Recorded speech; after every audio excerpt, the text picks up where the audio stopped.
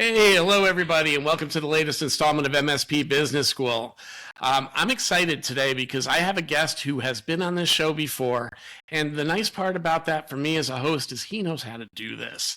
So I want to welcome to the show today Dave Sobel, who many of you know, a man that doesn't need any introduction at all.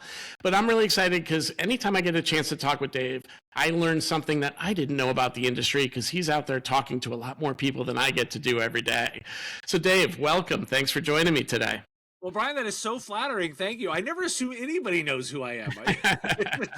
Just a guy making content, trying to help out the MSP community, and I'm excited to talk to you today. And that's one of the things that, I love best is some of us that have been around the community for a while, one of the benefits we get is we've seen a lot, we've learned a lot, and we've made a lot of mistakes along the way. And we get to now use these kind of forums to kind of share a little bit about that and hopefully help people from making those mistakes we made once upon a time. But also we get to, both in our positions as a vendor, as a community leader, we just get to talk to more MSPs than the MSPs themselves often do. And we can take that information we get, share it, and really help others make the decisions they're trying to make. Oftentimes, we're all small business owners. We can be in a vacuum. And sometimes we're talking to ourselves, and it always sounds great. Oh, so very true. And I lean heavily into because I'm a weird person in the community in that, I'm not a vendor. I'm actually trying to be an analyst media organization is really the way that I position it. And I want to be held to that standard. We've got a big publication of our ethics standards and our transparency standards all on my sites because, I want to be positioned in the community as, hey, I'm an independent analyst. I'm here to stick up for the MSPs and to give you some valuable insights. And that's the way that I think about MSP radio. And that, and that is an important statement right there, because obviously as a vendor, there'll always be a little bit of bias, right? That's realistic in that area. And, when you are a true media journalist type, you should have that unbiased approach, and community comes first. And, we thank you for that. You've got some news. I appreciate that.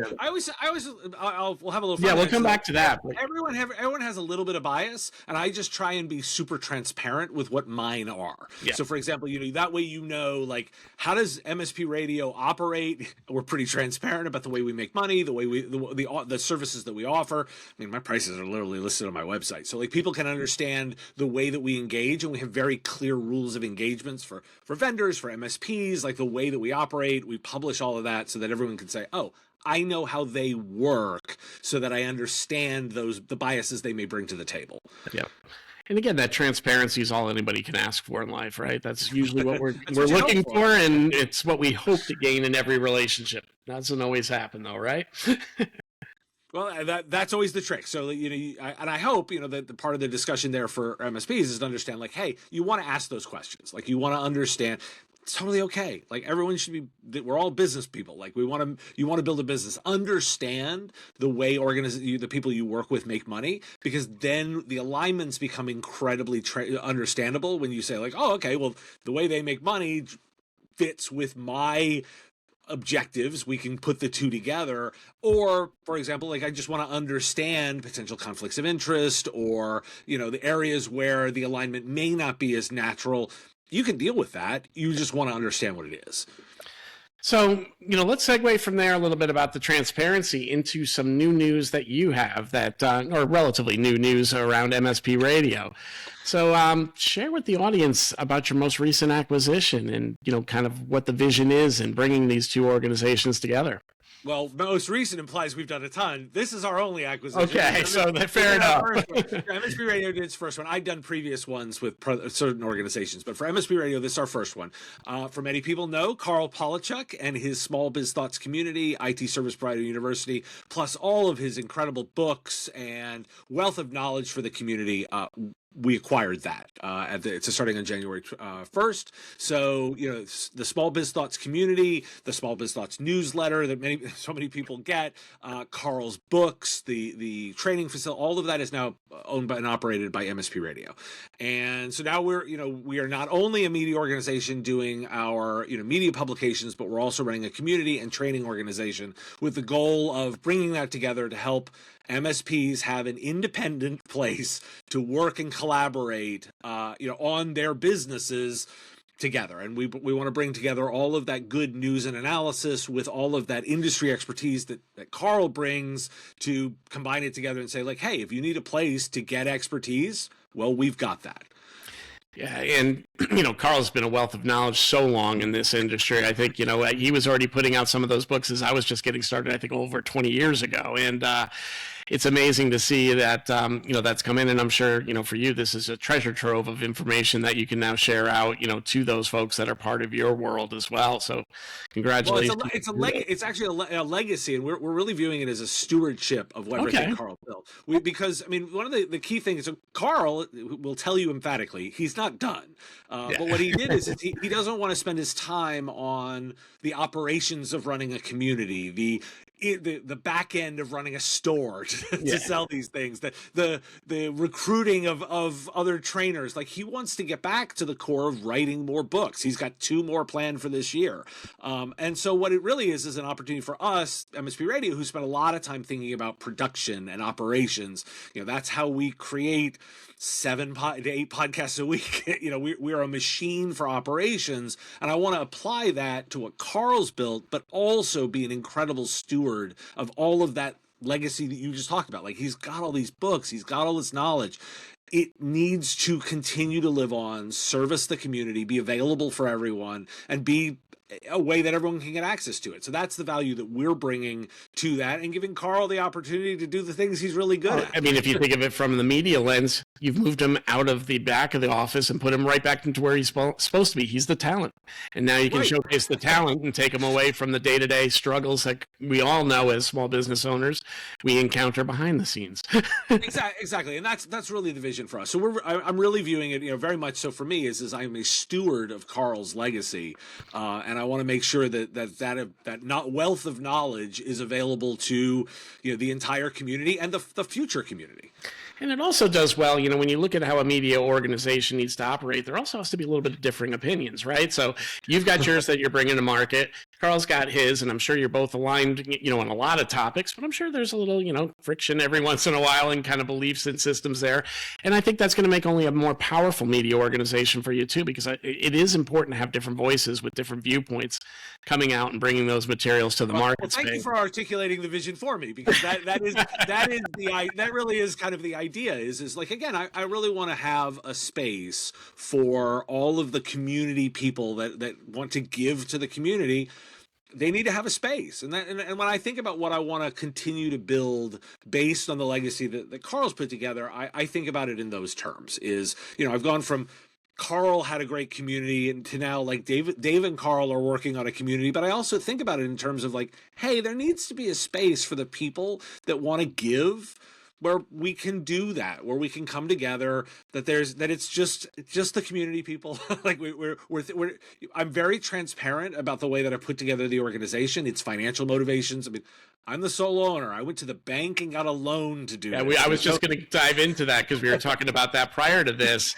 This doesn't come without risk. It's like any acquisition that's out there, and it comes with mechanics that go behind it as well. Maybe you can that's always been a big topic that our listeners, we see often, that when they can get behind the curtain, especially those that have never had an opportunity to do any type of acquisition yet, those are the things that they're yearning for. So would you mind sharing a little bit about what that process looked like for you? I'm a little old school. I like to call it classic, and I always say that the classics are classics for a reason, like, because they're timeless. I wrote a business plan of what this integrated organization would be. As part of the process, pitched that to Carl as part of my offer. But I also went to my own advisory team and ran the business plan, went to my banker and said, hey, my banker, and said, hey, this is the expansion I want to do. This is the way that I've structured this all. I would like to take out a loan. Like, I'd like to do it alone to go forward with that. And, the bank said, reviewed my plan. I had done, for those who've done this, I had done financial modeling on the way that this is all going to work. I'd done 7 different models. So I did way more than most bankers had seen. But I put this all together, and then that way it was validated by everybody in there. And I'll give a little bit of exposure to the way that I think on this. So my wife is the key other piece in it. She owns her own business as well. If we're going to make this move as a household, we've got to both be on board. One of the things we do is all major decisions get run by our financial team. That's our, the advisors that work with us on our retirement plans. Yep. I had to pitch them on what the business plan was and would it work, and they had to sign off on it, and in terms of like, yes, this looks good, and additionally they had to answer all of Sharon's questions to say like, how does this work? And so then we'd had it vetted by our financial team, our legal team to do that, our banking team had vetted all of this, and then that way we could make a good decision together. I bring all this out because again, it's classic. There's no VC money here. There's no private equity money. The buck stops with Dave to execute a good business plan. But I think it also echoes how a lot of initial MSPs enter the M&A market, right? While there is a lot more VC money that's out there that can be gotten, and the platform expansions are growing, a lot of the original M&As and still today are, hey, we've got a couple good businesses in a particular region. We can be better, stronger together, right? Let's figure out a way.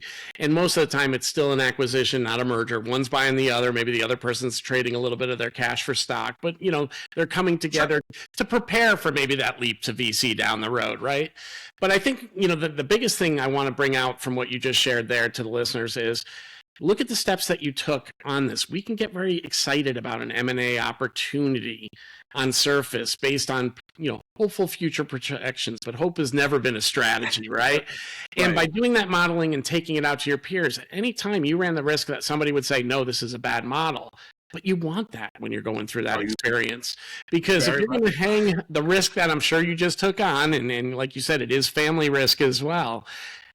If you don't have some people looking at that and trying to tell you where this is ugly and where you might get burned, we all know there's risk in every M&A, but if there's a lot of risk, sometimes you need to step back. And by the way, I'll give you my tip of this. My lawyer says this all the time: contracts save friendships. Yeah. My legal team was involved very early in this, not as an adversary, but as a collaborator. Is the hey, your job is to run through this plan and tell me all the things that I can go horribly wrong, right? And not to be a downer, but to say like, have we accounted for how we're going to handle the things that we may not have thought of, or that might not be the way we want to do this. Carl and I are 20-year-old friends, like longer than that. I want that to be all the way out. So you got to think through all of those details in the plan. I'm very proud of the fact that we did. There's a 71-page business plan that talks about all of the plans and the way that we're going to do it, and the rules, and all the way I'm going to think about all these things. But the point for those of you that are thinking about M&A is like, look, you want to get your teams involved early. You want to pressure test this plan because it's the execution and culture side on the other side that everyone talks about. You got to have plans to address that stuff. And the beauty of the legal teams, look, we can all have our opinions about lawyers one way or another, however you wish. But the thing about legal teams is they think about things you're not thinking. When you talk about that statement about friendships, look, I'll give one. When we had an acquisition back in 2010, one of the things our lawyers had us put in there was a provision around divorce. That if you and your partner, either one of you gets a divorce, their shares can be put into here, and that's how they could potentially reacquire them at a later date. It sounds so silly, but you don't want your business becoming part of one of those types of situations. Probate, death even could be one. And again, these lawyers will put in these provisions that feel a little scary and onerous up front, but really are protecting the friendship at the end of the day. Well, that's the idea. And I'll also smile and go, like, if you don't like your lawyer, you probably have the wrong one. Yeah. you need to have a bit of like. I like my law team. Like I'm a fan of mine too, but people. My team actually specializes in content creators, including Twitch streamers, YouTubers, and video game people, which probably seems for a lot of people like, what? And then you immediately go, oh, but Dave runs a media company. Yeah. Like it's so. Why wouldn't I have a team that specializes in that. I met him at a gaming convention. Like I would say, so we share, we share interests. It's a relationship. We all talk about relationships in this business. You want to have relationships with your banker. You want to have relationships with your legal team, your financial advisors. Like those are relationships that you really want to build. So you got your kitchen cabinet of people that you can go talk to and vet your ideas. So, you've had this acquisition, you've now brought in, and we've talked a little bit about the how. Let's talk a little bit about the why and what your goal is in doing this acquisition with Carl. So I'm a little old school again on a lot of these things. And I say this like, from the perspective of everyone talks about the fact I've been around the industry a long time, right? But I'm also a little bit on the younger side of those of us with experience. For the first time, I haven't talked about my age in a long time because it's a thing, but like, I only just turned 50 this year, which for a lot of people that go like, well, you've been in the industry like 20 plus years. Yeah, since I was like a young kid, I have been doing this. But I also think about the fact that I'm still mid-career. I got a little ways to go on this, and I want to be going to continue to be relevant going forward. One of the things that when I built MSP Radio is I really wanted to build something great for the community, right? That was my vision. And I said the space I could step into is I think there was a space for independent news and analysis that could offer a balanced, sometimes critical view of our maturing industry, because I always say like things are not sunshine and rainbows and unicorns all the time. This is a maturing industry with some struggles and an influx of power and money that needs to be discussed so that we can all play and have good outcomes. And so I wanted to build that. And I dove in. I'm really proud of everything that I built with the business of tech. I've got all the stuff and the listeners and the numbers and all that kind of stuff. The community has responded.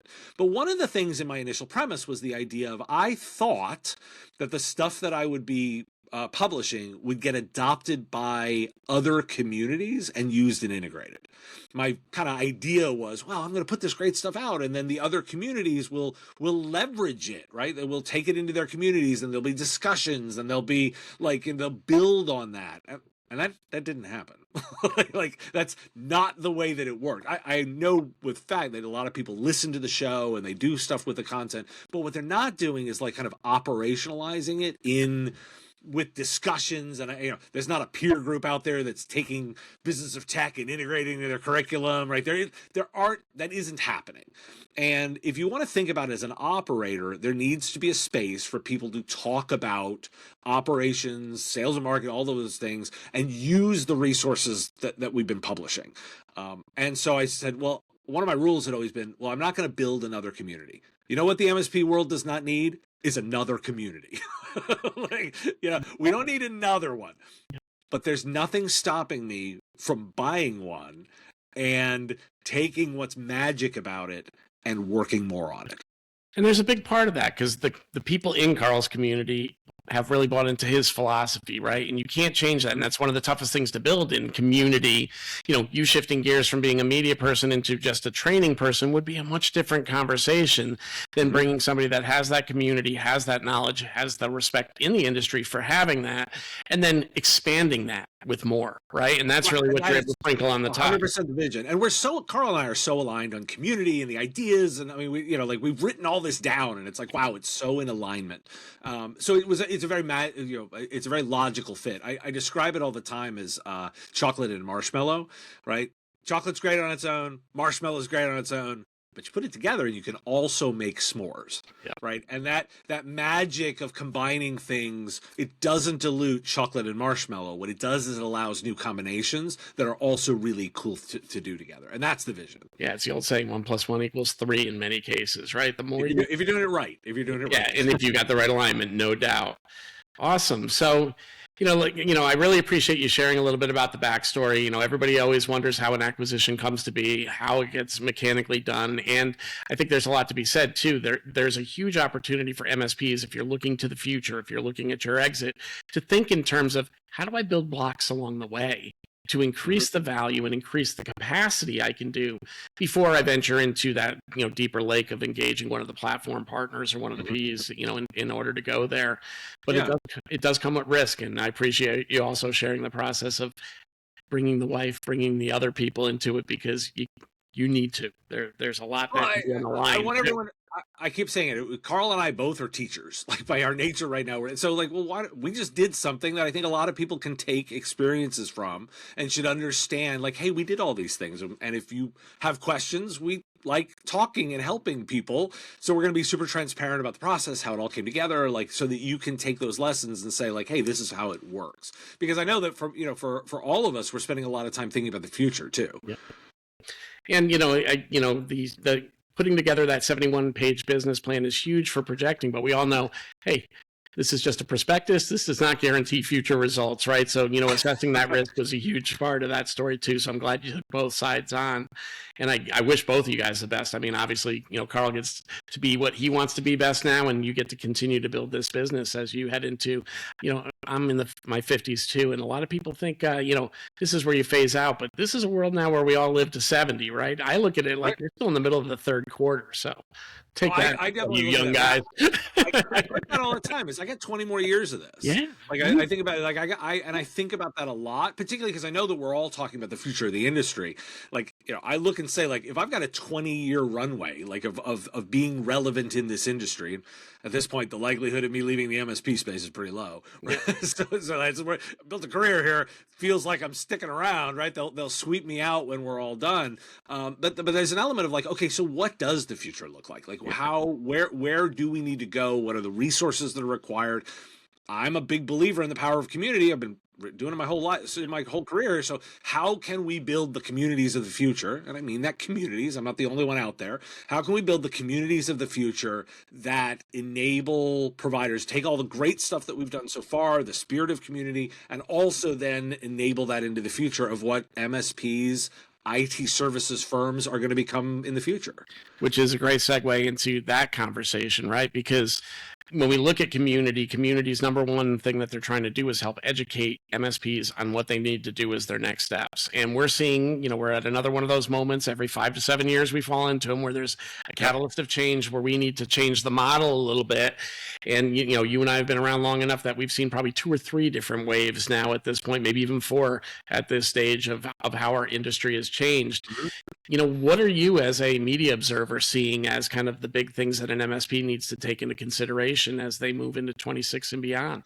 Yeah, so if we look at the parallels of what's happened all this time, every time it's about moving up the stack, right? That has ultimately been like, so we moved from, people that would provide the computers to people that would install the computers to people that would manage the computers. But a lot of that, and by the way, behind us, that work would commoditize. The work behind us would commoditize. So you have to expect that the management of these systems is going to commoditize at some point in the future, because, by the way, all the levels always have. So we have to look to, well, what's it beyond that? And right now I continue to say, like, well, AI clearly is driving a lot of transformation in the way people are thinking about work. But by the way, we were thinking about work slightly differently even before AI supercharged this. This is just supercharging it. So I'm really looking and saying, like, again, I'm looking for the pattern here. Every version of this we've talked about, well, you need to be the trusted advisor to the next version. Okay, but what is the next version? And the next version is around what I describe as helping out in the productivity layer. If we move from the systems layer into the productivity layer, that's where the work happens. And the interesting thing for me to note, and the thing that keeps me up at night, is if you think about the previous transitions, they have generally been technically driven, right? They've been more technical execution is a significant component of the transition. We think about specking boxes to manage, to implementing boxes, to managing boxes. There's a technical component to that. But most of the time when we talk about workflow, that's so much more business. I'm going to not say that there is some technical there, systems, understanding the systems, pulling them together, understanding cloud-based tools, but it's a lot less technical than it was. And you lead a lot more with business skills.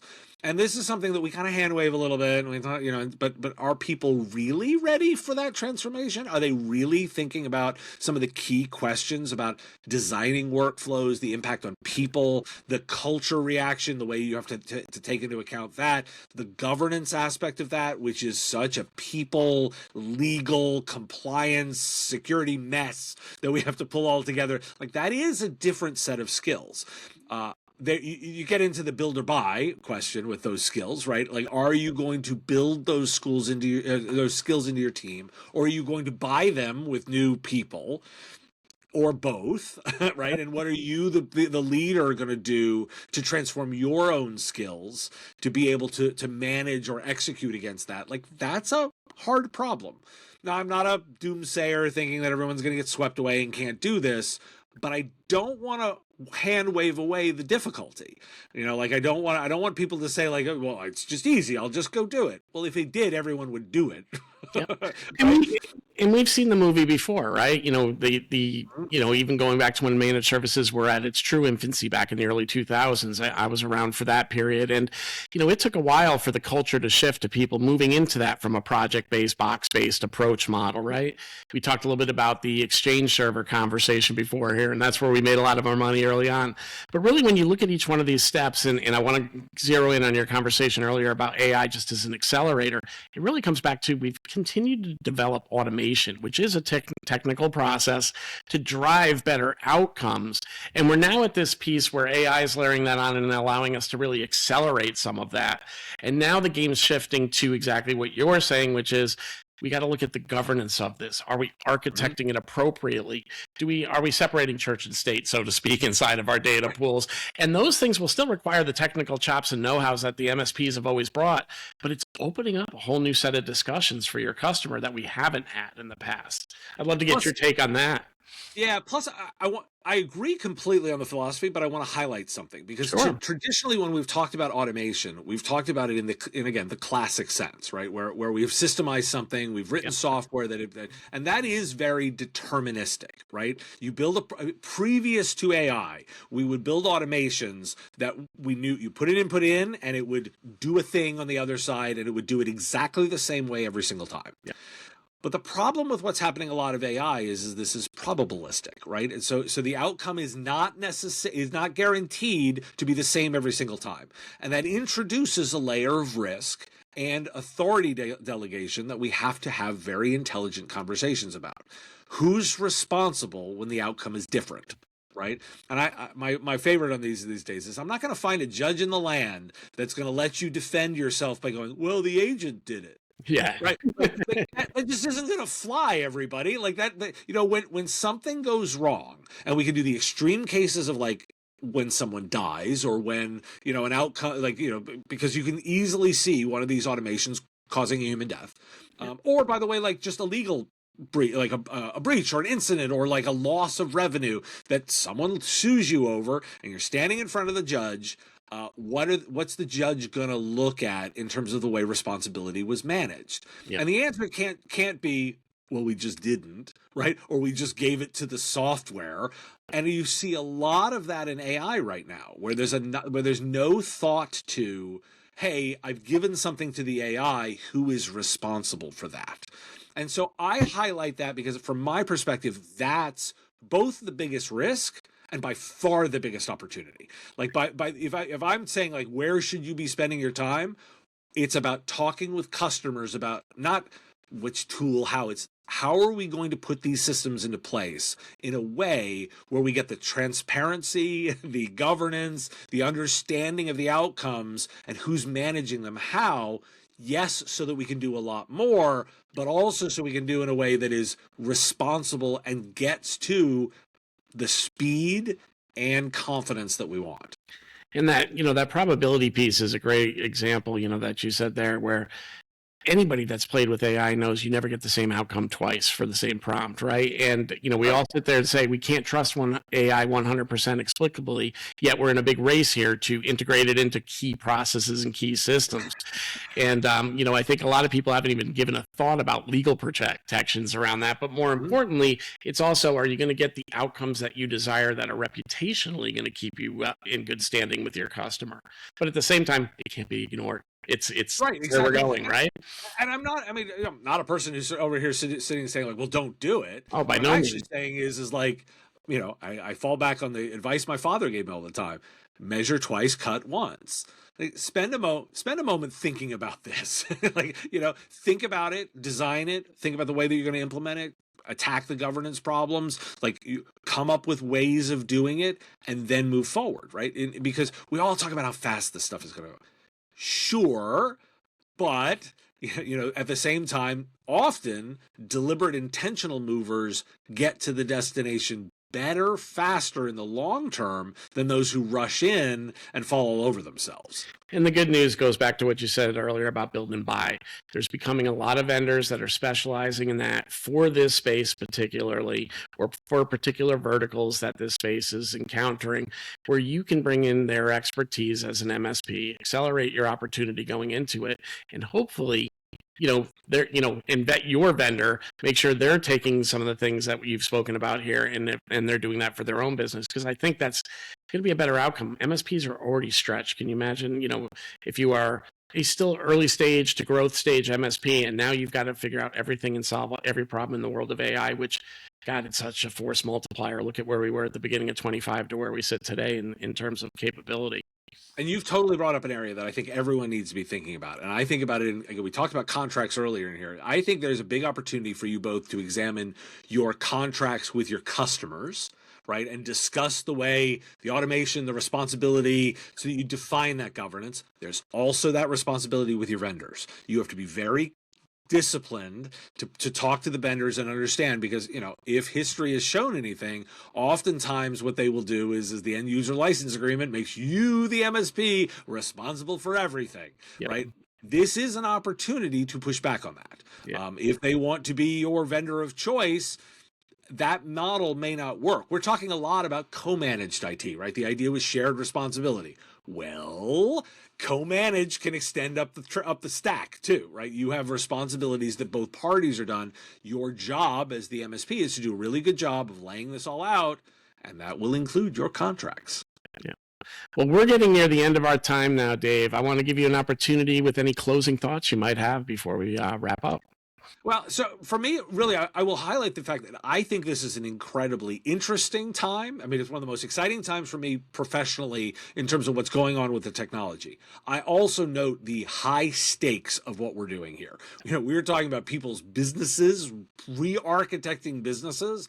And I'm going to take that classic bit of like measure twice, cut once. I think that discipline will go very far. So I will say, I don't want to be one of those. I'm not a downer. I really do think this I didn't feel any downer in this. I think it's a caution. It's a caution, and you're getting a view at a much bigger picture than some of the MSPs that are just looking at it from the technology bent. So, the sharing of these things are really going to help them understand, ooh, I haven't considered that, hopefully, and bring it into their conversation. Ask critical questions. This is an incredible time to do that. Ask the hard questions. Take the moment to build that discipline, and it will serve you well through this transition as you move towards many more business skills than most MSP operators are used to flexing. Well, Dave, thank you so much for joining me today. It's always a pleasure to have a chat with you. Congratulations again on the acquisition, and best to you and Carl as you continue to grow and expand that opportunity as well. Well, thanks, Brian, and thanks so much for having me on the MSP Business School. It's always great to catch up and riff about the future of the industry. That's it, man. We'll see you out on the streets. All right, buddy? Sounds good. I'll see you there. Take care.